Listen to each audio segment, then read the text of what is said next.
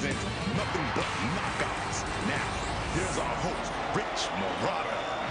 On this show, something special. James Lights Out Toney, one of the most popular, intriguing, skilled, and never at a loss for words fighters of our generation, going up against Jason Robinson in Temecula, California. Now, there was a lot at stake. A title shot against Cruiserweight champion Vasily Zhirov was awaiting the winner of the bout.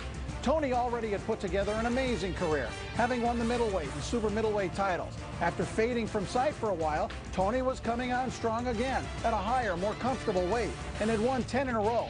But he needed a win over a top 10 ranked fighter to secure another title opportunity. And Jason Robinson fit the bill. Let's go back to March 18th, 2002 for Toney against Robinson. We go ringside where I was joined by Barry Tompkins and Sean O'Grady. Toney just a bigger guy, despite the fact that there is not that much weight difference between them. But if you just look at the body size structure of these two,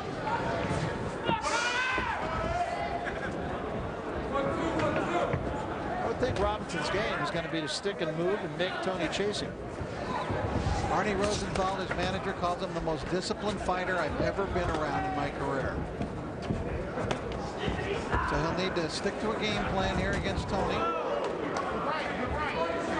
Who not only is just an excellent fighter with a fighter's mentality, but really knows a lot of tricks, really knows what to do in that ring, knows how to set a trap for an opponent, knows how to turn his body, knows how to block a punch with the shoulder. I mean, this guy is an intelligent fighter in that ring. You know, he is, and yet there have been times when I've done James Toney's fights, or I've seen James Toney fight, that he's got all the tools in the bag. He just doesn't always use all the tools. Now, he says he's a different guy, and that's what we'll see tonight. All right, vehicles hands, step out.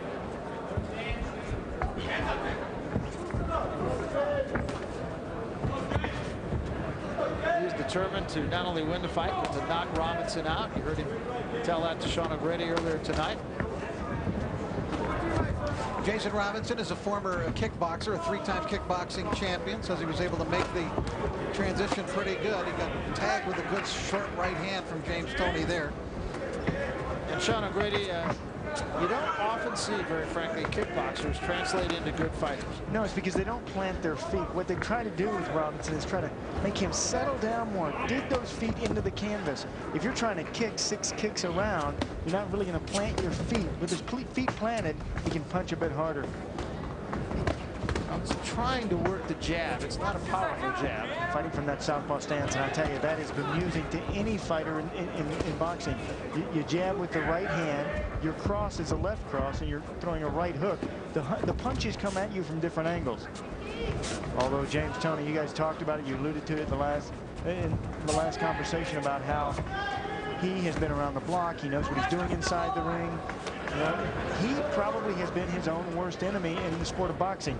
You talked about his lackluster performances. Sometimes he falls asleep in these fights, and hopefully he doesn't do that here. Well, he says he's a different guy. You saw him switch up for a moment. He went southpaw for just a moment there. Yeah, I think he was hearing me talking about how confusing that is. Yeah. I think he's doing a good job of body punching here, getting within range. Don't get in a hurry. You know what? You're a professional. Let's see what your opponent has. Take your time. You got 12 to deal with.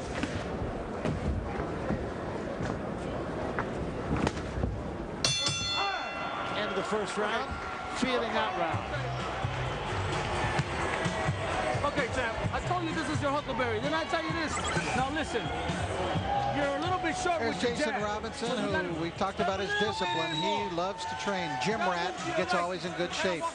Not much of a puncher, although he scored 10 KOs in his 16 victories, and as we mentioned, former 3-time professional kickboxing champion. Loves the challenge of orthodox boxing, however. Across the way, Freddie Roach giving the instructions to James Toney, and I think we always know that the condition and determination as far as James are concerned are a factor, and he seems to be in good shape for this one.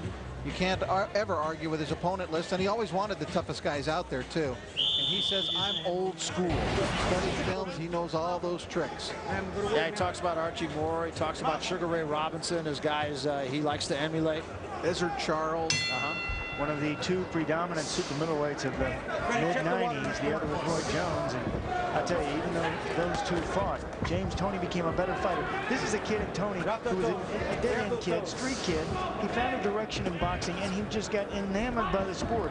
He spent time reading articles. He spent time watching the tapes, watching fights, learning as much as he could about the sport of boxing. It really works. Went left-handed again for a moment. He took a shot from Robinson. Jason Robinson seemed very calm about the whole thing. There were some words exchanged at the press conference this week between the two, but basically inspired by some comments from Robinson's manager, Arnie Rosenthal, about Toney being old and that his legacy is old. But and Toney came in looking strongly for Robinson at the press conference, and Arnie Rosenthal. But you know, Robinson himself, he's very quiet. Doesn't say much, but he admitted to me, he says, I'm real excited about this, and I'm very anxious. This was yesterday at the weigh-in. I'm very anxious to get in that ring. Real nice young man. In fact, Arnie Rosenthal, quick to point out, he said the quiet kids are the ones you have to be concerned with. Jason Robinson. Toney looking to load up with that right hand now against the southpaw, come right down the middle. And there it is. It was a little short, though. Southpaws are vulnerable to that punch. A real straight right hand down the pike and a real wide left hook. The way they stand their positioning, they're vulnerable to that. Toney is one of the great practitioners of the art of blocking a punch with the shoulder and coming right back with the right cross immediately after that. So he'll try to take that jab if he can in that fashion and come back with the right cross right down the middle. This is experience talking. I mean, James Toney, he's been in there with everyone. He knows how to roll a punch. Sometimes it's easier. You don't use as much energy to take the punch and then counter with your own, which is something that he does quite well that you're alluding to. For Robinson, he's got to get on his speed. First thing any aging fighter loses is his speed.